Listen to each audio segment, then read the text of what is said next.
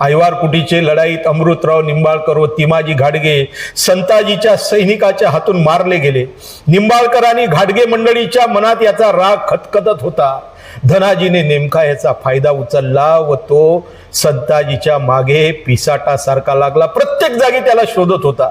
इकडे नागोजी माने याने संताजीचा खून केल्याबद्दल औरंगजेबाकडून मोठी जहागीर आणि मनसबीसह सरंजाम देण्यात आला। नागोजीचे लोक आणि निंबाळकर घाडग्यांची माणसे यांनी मिळून दबा धरून कोंडी करून कारखेलच्या रानात सेनापती संताजीचा खून केला। ज्यावेळेस संताजीने औरंगजेबाच्या छावणीवर छापा घातला त्यावेळेस औरंगजेब नमाज पडत होता, म्हणून संताजीच्या हातून तो वाचला।